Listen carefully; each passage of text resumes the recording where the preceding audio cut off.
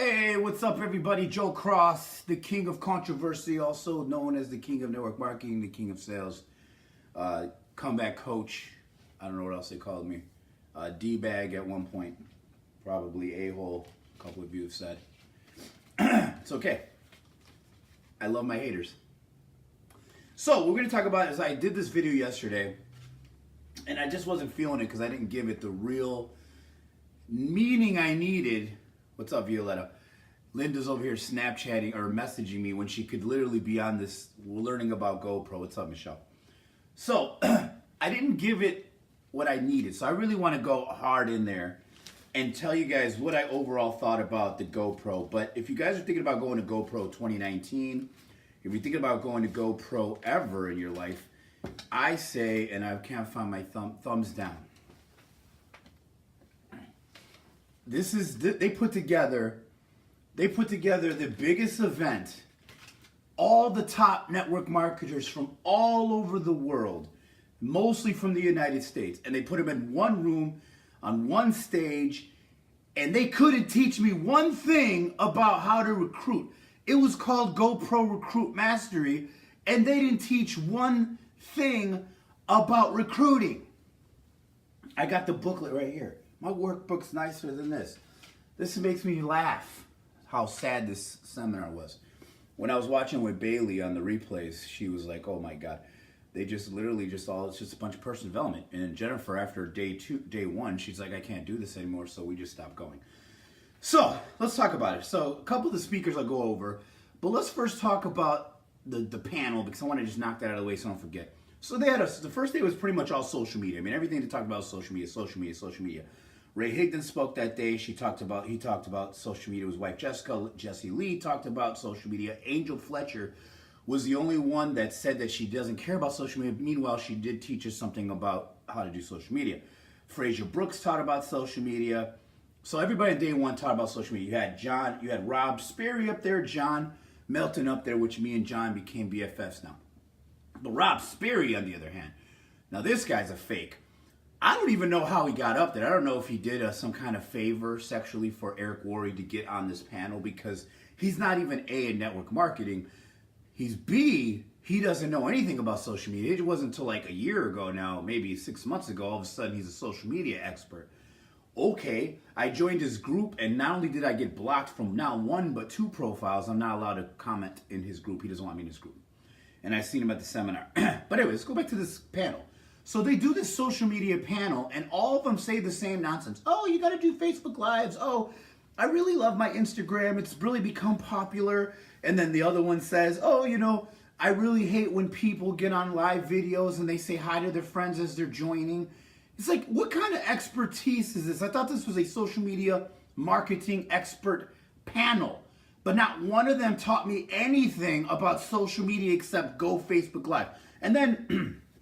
So you got Ray and Jessica Higdon, which now I met Ray. He's not a bad guy. So I went up to Ray. I met Ray, and I've heard them speak, and all they did is talk about going Facebook Live. And their thing, rank makers. Basically, all rank makers is just an accountability group, and it literally is just people holding you accountable to go out and prospect more. So there's really not much there, and they're not teaching social media. But the funny thing is, they got on stage and they taught social media, which was, here was the strategy: go Facebook Live, do Facebook Lives. Then Jessie Lee Ward got up on there. Oh my God. You guys talk about ratchet. If you guys don't know who Jessie Lee Ward is, look this woman up. She is ratchet. She is so ghetto. She tries to be ghetto, because I don't really believe she is. I think she's just trying. She kept saying, okay, like the Kardashians do. Every 10 seconds, she kept saying, okay. She had a lot of energy running around stage. She'd say a little ghetto term, a little, snippy term every once in a while, and everybody would laugh, and they thought it was amazing because she had so much energy. And all she did was show us a screenshot of her Instagram. She showed us a screenshot of her Facebook account, because she doesn't have a fan page. I wonder why, because she don't want to be public. She wants to be controlling what is said on her profiles. But Jessie Lee Ward was the next one up. She was the first one to speak, and she was ratchet. She was so ghetto. She talked about nothing. She rambled on about, building your brand, and, I never knew. And now look I have 36 followers on Instagram, and now look, I have a great group on Facebook. You know, all she did was brag about herself for a good 30 to 60 minutes, and then they gave her a rounding ovation. Now here, don't keep in mind, 70% of the people in the room were foreigners, okay? 70% of the people in the room were foreigners, so anything would have got their asses excited. Anything, right? If I would have went up there with a marker and said, win big, and then in big letters, they would have all got up and started screaming their heads off. But here's the senses I got from most of the people that went to the event. They did not laugh at their jokes. They barely got excited. They didn't do round of applause much. I mean, almost like most of these speakers were talking to themselves. And from what I understand, when GoPro came out in 2012, it had such a huge turnout attendance. And then it just died every year since then. It's like it's the most dead now. What's up, Heather? What's up, Pilar? So Eric Worre's dropped the ball, and now he's got no attendance. So now he's going after the foreign market because they know no better. They'll go to anything. They think anybody that's American must know what they're talking about because they're on stage. So going back to Jessie Lee Ward, she's dressed in the most ratchet clothes, looking like she just got out of her strip session. She used to be a stripper. She basically is running around the stage screaming, saying "okur," everywhere. And then, you know, and even you could see her on the camera. Like, you could see the people in the audience. There's like the VIP, which is mostly the speakers. And then you got the whole stadium, right?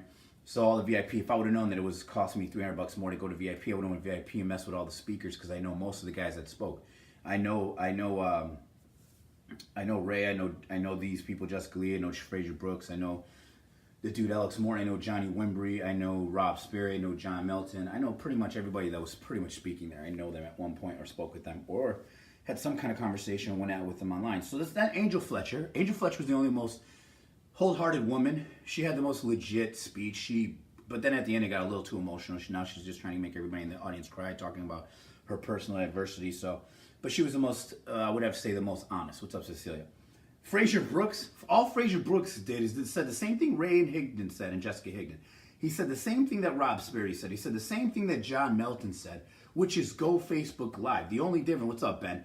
Ben remembers, he was there. The only difference between Fraser Brooks' speech versus any of the other social media wannabe experts up there was that he was entertaining. He was funny, and he had an English accent because he's from the UK. But for the most part, all he did was talk about poop, farts, and peeing, and then engage with your community, talk to people in Facebook groups, comment. Do Facebook Live is what his speech was all about. This is day one of the freaking thing. Now, I didn't see Jeff. This is the next day then. Jeff Roberti speak. Didn't really see him, but I walked in on his speech, and it was a bunch of motivational nonsense as always. Alex Morton, which is the young D-bag looking kid, dresses really sharp. Looks more like a Calvin Klein model than an MLM network marketer. But he's been in the industry for a while. He actually was in a couple magazines. He was featured. But he got Vima shut down, or at least got in trouble by the FTC because they were spending more time recruiting than they were actually going to selling the product. And they were going to colleges and basically telling kids at the college, drop out of college and come join my Vima business and forget the school thing. And to the point where all the parents found out and they got all mad. And then they basically had FTC shut down Vima. Raymond Morgan, I don't know what that is, alternative to GoPro. So anyways, Alex Morton, again, motivation. All these people did was motivate each other and kiss Eric Worre's ass. Motivate and kiss Eric Worre's ass. So they would motivate the crowd, and then they would say, Eric Worre is amazing. Thank you for Eric Worre. We should give a round of applause to Eric Worre. That's all they did.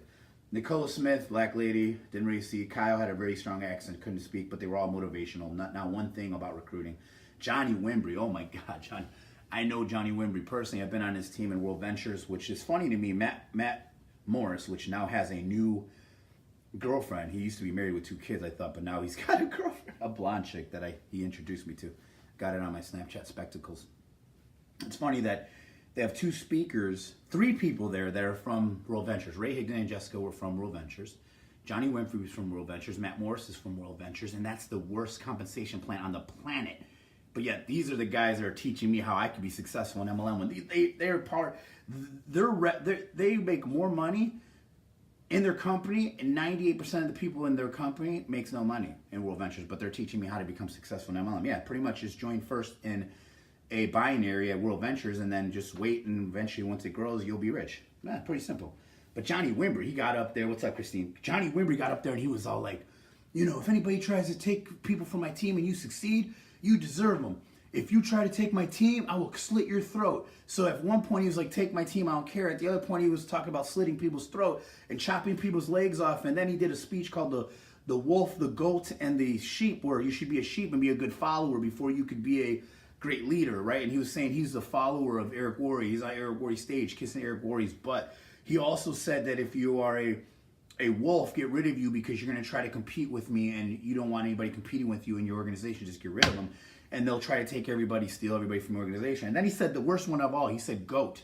He said sometimes you get people in your team that are goat. He told me this speech 4 or 5 years ago.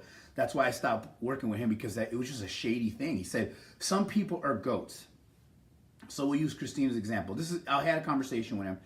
This is before I heard the speech at GoPro. I couldn't believe they let him say this. Christine, it's like me telling him about you. Hey, I know this lady, Christine. She's been working with me for a while. We've been working together for about a year, 2 years. She's paid a lot of money. We've done business. She's had a couple different businesses. She's most successful with this one. And he'll say, oh, well, Christine is a goat. What you do with Christine is you milk Christine until she has nothing. Milk her contacts, milk the income she has until she has nothing left. And then once you're done with her, then get rid of her. She's a goat. Throw her back. This is what he said on stage. He said in front of a room full of network marketing professionals, in front of a room full of network marketers, that you guys should, if you have a person that's on your team that's a goat, milk them for all their contacts before they try to leave your team. I was like, what? What? What's up, Alan Poe? So I couldn't believe Johnny Wimbrey, the shit that this guy got on stage paranoid, man. He gained a lot of weight from the times that I've met him. You know, he had some little marital problems in the beginning when he was part of World Ventures, and then he worked it out with his wife, so I get it. But now he's got this whole, like, cult. I mean, that's what I'll say about World Ventures. They have a great cult. And the guy that got me in it the third time, which was John Harehold, he'd always say, but it's all about culture, man. It's all about culture. Alan Pope, bro. This GoPro Eric Worre event was so shady. Everybody got up there. They're supposed to be teaching recruiting. They all got up there, talked about themselves, how much money they've made, how successful they are, and just pretty much did personal development. They all got to motivate. At one time they were sucking and this and that. And then they're telling everybody, bring your teams next time you come, go to the next GoPro. It was just, this is what I didn't understand. Now forget about all the speakers, okay? So I'll give you guys this. This is what I don't understand. So I finally speak with John Melton a little bit, and a couple people at the bar. I crashed their party because I was on my way to the room with Jennifer. We just got back from the Bellagio. And we seen John Melton, and finally we made amends. Hey, it's just a lot of shit talk online, but you started it, so I finished it. I'll take the video down, blah, blah, met his wife, all that. Okay, all good. But I asked him, and I seen Fraser Brooks too. Fraser Brooks, which is the one stole my copy, Stop Chasing Customers. There ain't nothing to this guy. I mean, all he is an entertaining guy, makes people laugh, and then sells them on, they can either do pay-per-click ads. What I don't understand about this whole event, what I talked about, Eric Worre is such a fake person, man.